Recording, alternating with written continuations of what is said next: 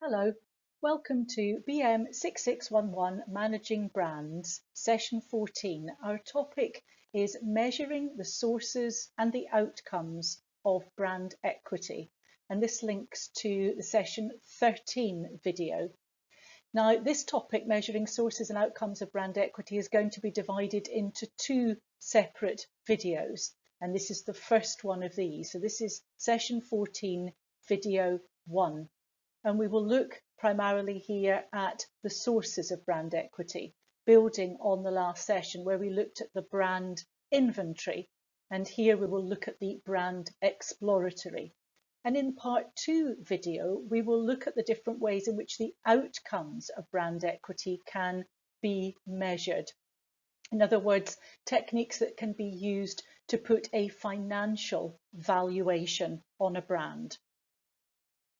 Now, for the readings that cover both videos 1 and 2 of Session 14 are listed here on this slide.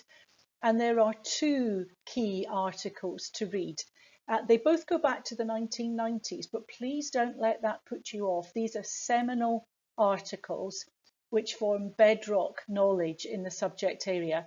The first is Jennifer Akers' incredibly widely cited paper from Journal of Marketing Research, 1997, where she introduced her brand personality scale. The paper is called The Dimensions of Brand Personality. And this was the first really scholarly, quantitative, rigorous, methodologically rigorous approach to developing a scale to measure the personality of a brand. Now, that's quite a contentious thing, and indeed many academics feel that it is not appropriate to apply the concept of personality to brands, that only humans can have personalities. However, other academics disagree, and there's no doubt that this is a popular area of research where we're trying to understand what people think about a brand. One way of doing that is to try to give it a personality and to see what type of personality its target customers think it has. The second paper is by Paul Feldwick, 1996, from the International Journal of Market Research. What is brand equity anyway, and how do you measure it? And this links more to the second video, Session 14, Video 2, where we look at methodologies to put a financial value on a brand. There are more readings listed here, and there are links to additional materials and videos and articles on the Session 14 Canvas page. So I've got some links here, and in preparation for the in-class sessions, I'd like you to click through to each of these 4 mini case studies, one on McDonald's, one on Kraft Heinz, one on Reckitt Benckiser, and one on Pentland Brands. They're all completely different styles and types of organisations with different sizes and types of brand portfolios. But what each one of these short articles does is to highlight the concept of brand equity and the relationship between the activities that go on within an organisation, the investment in marketing programs, the investment in brand building and brand management, and the outcomes, the organisation's results, if you like, in its marketplace. So have a look at these and come to class ready to discuss them. So just to put this in context, last time in Session 13, we looked at the brand value chain, and we're continuing to use Keller and Lehman's brand value chain as the overarching framework for this video and the following video. So just a very quick refresher, if you remember, we've got our 4 stages of brand valuation: marketing program investment, customer mindset, market performance, and shareholder value. And these are moderated or affected or influenced by program quality, marketplace conditions, and investor sentiment. But essentially, the brand value chain shows how the investment that an organisation makes in its marketing, through advertising, product development, sales promotion activity, distribution channel management, etc., ultimately links through customer mindset to market performance and ultimately creates value for shareholders in a for-profit organisation. And if you remember from the previous video, we saw that there are many benefits of using this brand value chain framework as a kind of roadmap in an organisation. It provides a structured and systematic approach to assessing where brand equity comes from and what it leads to. The way in which the marketing activities, individual advertising campaigns, or a piece of new product development, the change in packaging, the way in which those ultimately filter through to create value for the organisation, brand value for the organisation. The brand value chain shows brand managers where they may need to improve, where they may need to change prices, increase distribution intensity, reduce distribution intensity, develop brand extensions, etc., and provides a way of assessing the impact of external market forces such as competition. So the roadmap analogy is quite a good one then, because you can track step by step, stage by stage, as you go along the road to creating value. And this provides a very important sort of structured tool for figuring out what kind of market research you need to do, where and when you need to do it. And last time we looked at the secondary research, the data gathering, which forms the brand inventory, which enables us to identify where the brand is used at the moment and what kind of investment has been made in the brand. And today in this video, we're going to look at the brand exploratory, focusing in on this customer mindset. And then in the next video, Session 14 video 2, we'll look at outcomes of brand equity, market performance and shareholder value. Let's just start though by going to Paul Feldwick's very important 1996 paper. And he identifies 3 different meanings of brand equity, A, B and C. His meaning of brand equity A is a financial one. That's why I've used a pot of money, a pot of gold at the end of the rainbow as the visual here. The total value of a brand as a separable asset when it is sold or when it is included on a balance sheet. Now that's something that we'll look at in a bit more detail in our next video. His second meaning of brand equity, B, is the measure of the strength of consumers' attachment to a brand. How strongly they feel about it, how loyal they are to the brand, how often they buy it, what is the strength of their repeat purchase. And then C is the one we're going to focus in this video. Paul Feldwick's third meaning of brand equity, meaning C, is a description of the associations and beliefs the consumer has about the brand. In other words, what is going on in all of those little knowledge nodes that sit within the consumer's mind in relation to the brand.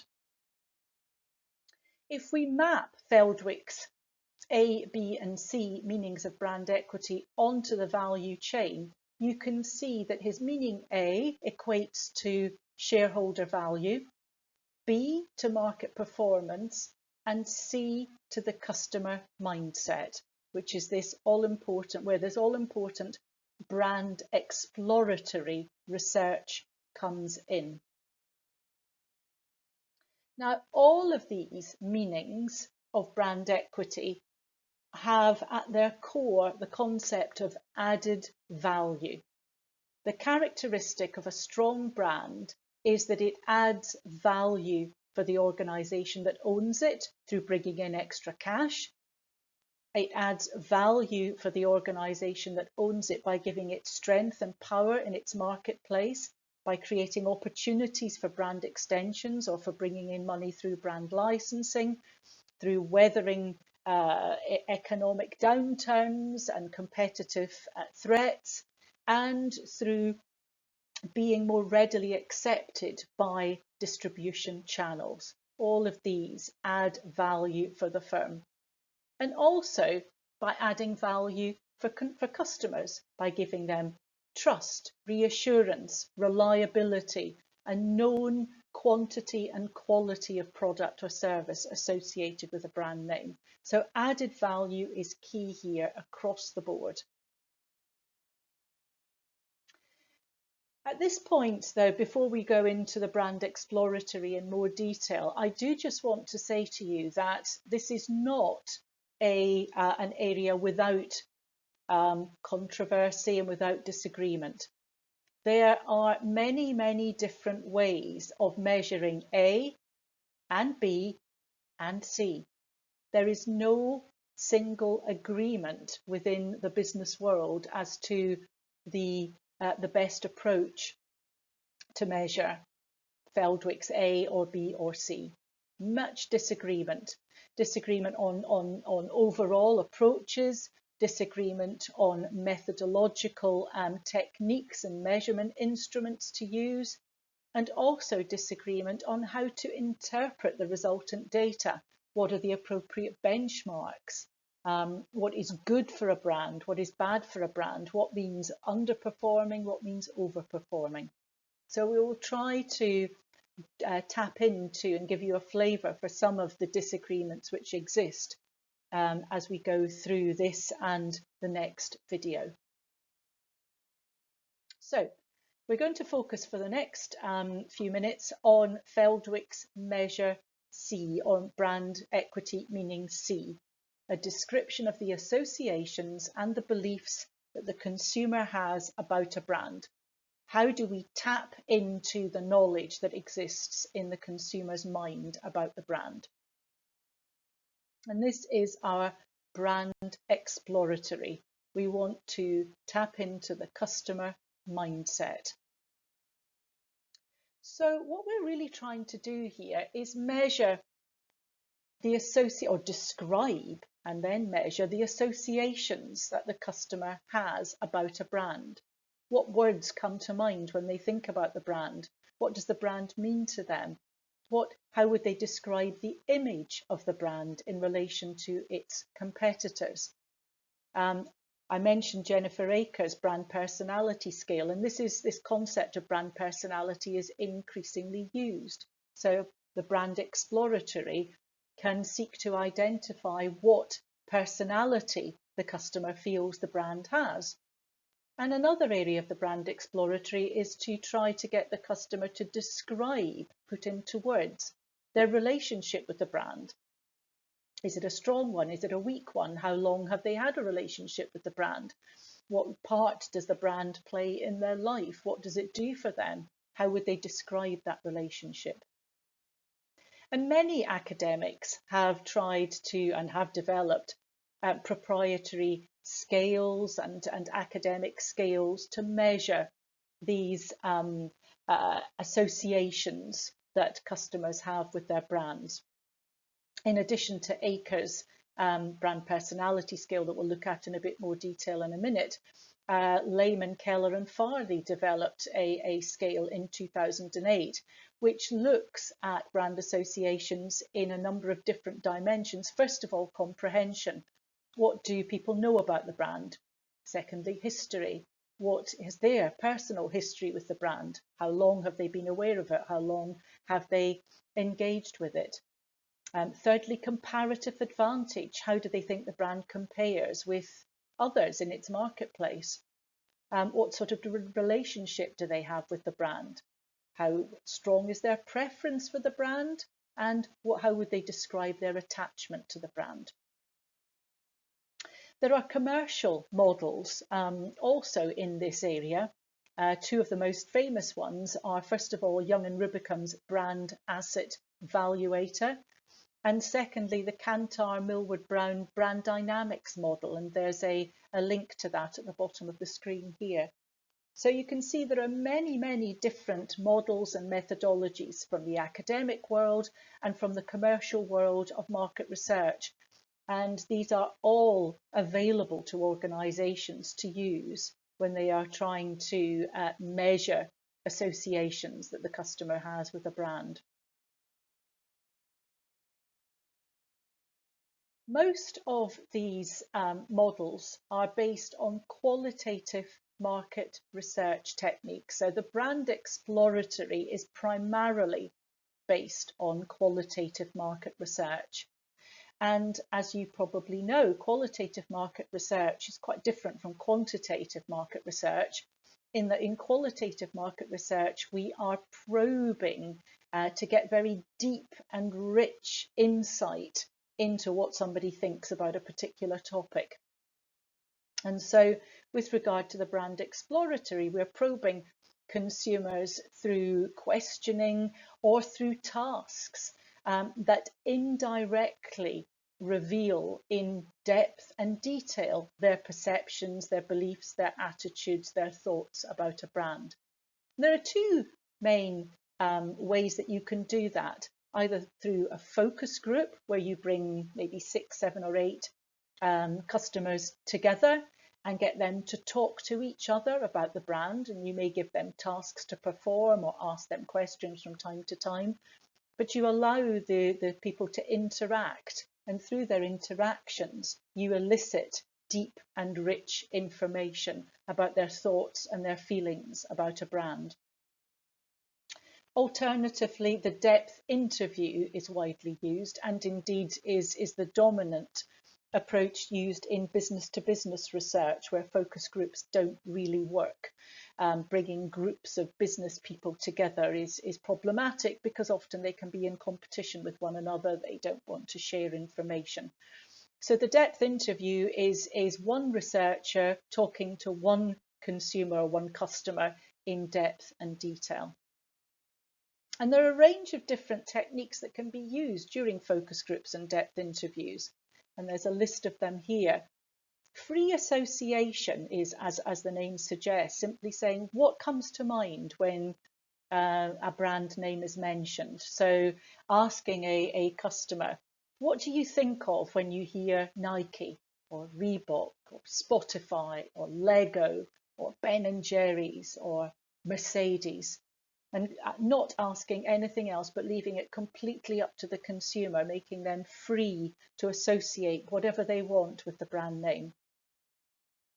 Projective techniques really put the consumer or the market research respondent, ask them to think about what other people might think about the brand, or to project characteristics and qualities to the brand.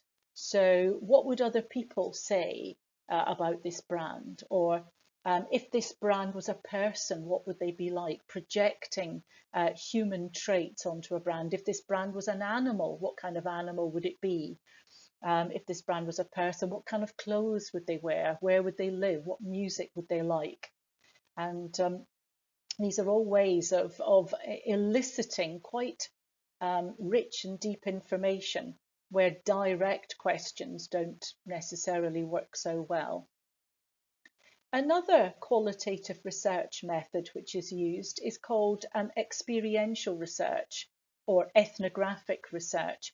And this is where the researcher spends a great deal of time with the research participant.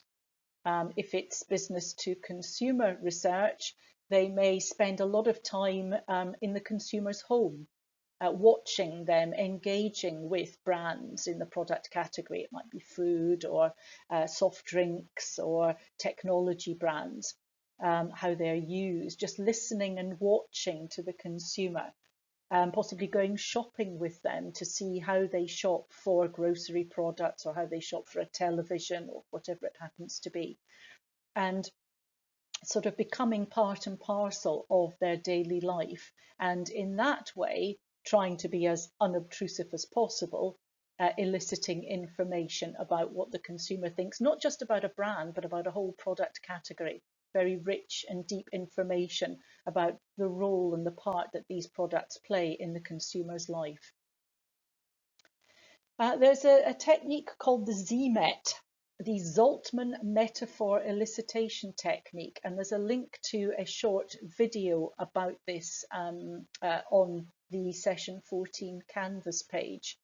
The Zaltman Metaphor Elicitation Technique has been around for quite a few years now, and it is a very, very rich and deep qualitative research method which provides information by setting a task for the research participant before the interview. And the task is for the participant to collect together as many pictures as possible that in some way or another link to their feelings, their thoughts about a brand. And then they are interviewed and they're asked to explain or to tell stories about the pictures and why they link to the brand in question. And this linking of the visual to the brand is done through metaphors. So in what way do these visuals act as a metaphor for the brand, and what does that tell us about the consumer's view of the brand? Then in business-to-business research, more traditional, straightforward interviews are done to create a case study of where a brand is used in an organisation.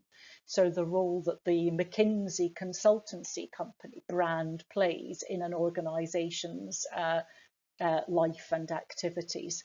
And out of that, brand relationships can be identified. And then we have brand personality, which we'll come back to in a moment. So just going back to free association, what do you think about a brand? What do you like about a brand? What's unique about the brand? How does it differ? And there is a link at the bottom of the screen here to a free association market research exercise, which was done in the USA out and about around American football games, asking people about brands of beer. So brand personality can be studied in a qualitative sense, simply using these associative techniques, free association or projective techniques, to identify what kind of personality traits people associate with a brand. If the brand was to come alive as a person, what would they be like? Where would they live, etc., etc. But also, now we can also measure brand personality in a quantitative sense, thanks primarily to Jennifer Akers' 1997 study, where she created a scale to measure brand personality. Now, the concept of the Big Five has been around for a long time, and there are 5 main human personality traits that we are supposed to have. And Jennifer Aker built on this and developed her own Big Five for brands. So brands are considered in this scale to have one of 5 main personalities: sincerity, excitement, competence, sophistication, and ruggedness. Now, generally speaking, what we're not measuring is the only personality that a brand can relate to, but how strongly a brand is associated with each of these 5 personalities. So in a sense, you build up a personality profile for a brand. So a brand like IBM might be described as primarily competence, scoring much more highly on the competence personality type than the other 4. A brand like Virgin might score on excitement as its strongest personality. So that's it for the first video for session 14. We've looked here at the brand exploratory and at the different research techniques that can be used to tap into the customer mindset and to measure brand awareness, brand associations, brand attitudes, brand attachment, and brand activity. And next time, we will discuss the final two sections of our brand valuation, brand value chain, market performance and shareholder value. So please come back to watch the Session 14 Part 2 video, but that's all for now. Goodbye.